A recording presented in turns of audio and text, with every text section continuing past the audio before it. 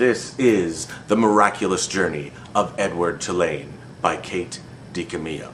And the lead character in this story, Edward, is actually a toy rabbit China doll. He is owned by this wonderful little girl who just loves him to death and takes care of him, but Edward is stuck up. He has a bit of a bad attitude, thinks he's kind of above her and everybody else, really just cares about himself. And the whole journey starts when the family goes on a vacation, on a voyage on the sea, and Edward ends up falling overboard. And thus begins his lifelong journey as he goes from adventure to adventure, from owner to owner. Some of his different owners include a hobo, an elderly couple, and a very sick little girl. Will Edward ever learn an important lesson and have a change of heart and care about more than just himself? Will he ever see again the little girl who originally owned him and cared for him? Well, you'll have to read the book to find out. And I can tell you this, if you really like the emotional scenes in the Toy Story movies about kids and their toys and that relationship and everything and how the toys feel, then you'll definitely like this story. The Absolutely True Diary of a Part-Time Indian by the humorist Sherman Alexie. This book is about Arnold Spirit, aka Junior, who is a Spokane Indian living on the res. And he is a goofy kid, target of bullies, gets beat up a little bit, and then one of his teachers sees something in him that others don't and suggests that he go to school off the res. So Arnold goes to a public school in Spokane, becomes the target of all the bullies in that school until he joins the basketball team, and then life changes for Arnold. It's a great story about courage and being who you want to be and making the best of your life in a funny way. This is The City of Ember by Jean Prow. Imagine that you lived in a city, and everyone lived in this one city, surrounded by darkness. But the lights are beginning to black out, and no one knows what to do or how to get out. A boy named Dune and a girl named Lena find an ancient document that could lead them out of the city and help them discover more about the history of the City of Ember. If you like mysterious books where you slowly have to discover what's really going on and the young people can make a difference, then you'll like The City of Ember. The Lightning Thief is by Rick Riordan, and it's about a 12-year-old boy named Percy Jackson, and he finds out he's Poseidon's son. Percy gets accused of stealing Zeus's lightning bolt and goes on a journey to prove he's innocent, with help from his two best friends, Grover and Annabeth. And Grover is a satyr. That means he's part goat. And it also takes place in the real world with mythology and fantasy stuff mixed together. You should read The Lightning Thief and all the other books in the series. This is The House of the Scorpion by Nancy Farmer. It is about a young 12-year-old boy whose name is Matt. His father is one of the world's largest opium farmers. The opium farmers take those illegal immigrants and they put little chips into their brains and they turn them into, they're called Inuits. El Patron, Matt's father, is who Matt is cloned from. And so being a clone, he is finding out that he is supposed to take over this opium business that his father has. And so he's really struggling between what is right, what is wrong, who his family is, who he wants to be in life. So it's just his struggle throughout the whole story.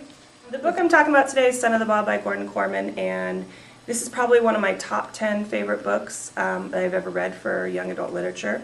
Basically, this guy, Vince Luca, and he figures out that his dad is actually a mob boss. Of course, as you know, high school kids do, he finds a love interest that's a girl, and she happens to have a father who is an FBI agent, the one that is trying to take down Vince's dad as the mob boss. So they're dating, the two teenagers, and their fathers are both trying to, end each other. He uses a lot of humor, which I personally like. So if you like humor and you're okay with the mature stuff, then you will like it. This is New Moon by Stephanie Meyer. It's the second book in the Twilight series. In this book, Edward leaves Forks and Bella, and so Bella gets closer to her friend Jacob. Near the end of the story, a misunderstanding happens over the phone, and something really bad was about to happen to Edward. Will Bella and Alice come to the rescue? Read the book and find out. The book is way better than the movie, so read it because it's awesome. I read The Uglies by Scott Westerfeld, and what if you were given the opportunity to change your looks? Would you do it? What if you had no choice? This story is about Tally, who at 16 years old is going to go from being an ugly to completely being transformed into a pretty. Will she do it?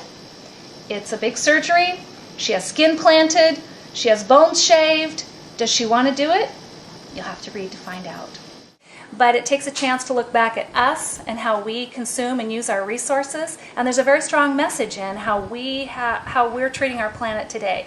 And Westerfield does a really good job of making kids think about how we use our resources and consume things on our planet. Very cool. I really like the book Aragon. It's about a poor farmer boy who finds a blue stone in the forest. Well, it's actually a dragon's egg. It hatches and he becomes the new owner of the dragon.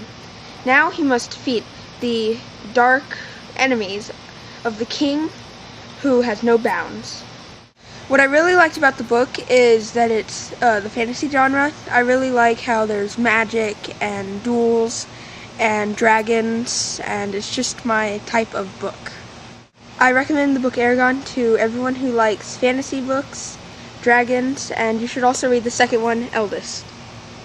All right, the book I'm talking about today is Schooled by Gordon Corman, and basically what this book is about is a guy named Capricorn who was named after his sign, his astrological sign, and he is a hippie that comes to public school for the first time as an 8th grader. He has been homeschooled his entire life. He does not have a TV. He does not have a phone. He's never seen a locker. So he comes to middle school in 8th grade, and he has long hair. He has hippie clothes. And he says, why would we lock our stuff up into a locker? What is, PE? What is a cafeteria? These are things that he doesn't know. I just think that a lot of kids could kind of relate to that as a funny thing. It's pretty funny. They end up trying to create him to be the next 8th grade president because he is such a big nerd, hippie nerd doing Tai Chi in the front lawn of the school. So this is Igraine the Brave by Cornelia Funk. It's about Igraine, who is about to turn 12 and has always dreamt of being a famous knight.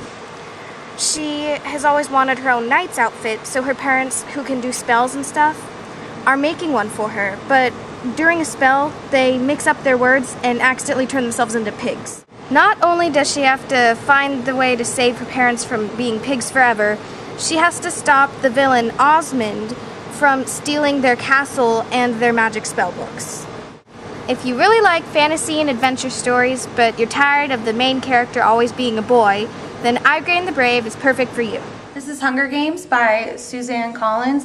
You'd really like this book if you like science fiction where you have a utopic, dystopic style. It is about a young girl who is 18 and she has to fight for her life among other kids who are ages 12 to 18.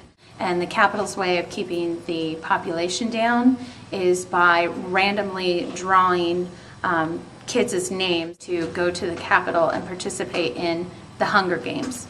And each of those kids are fighting for their life.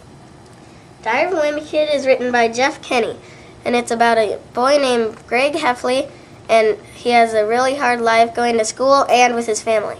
Greg is starting middle school, and he's not used to any of these kids, so he thinks he's just stuck with a bunch of morons. And it's a really funny book, because it has pictures, words, and comics, written by Greg and his friend Raleigh. My favorite part in the book is when Greg and Raleigh make a haunted house, and they make it look so scary, but when everybody gets there, it looks really lame. If you want to read a really funny book, get Diary of a Wimpy Kid and all the other books in the series.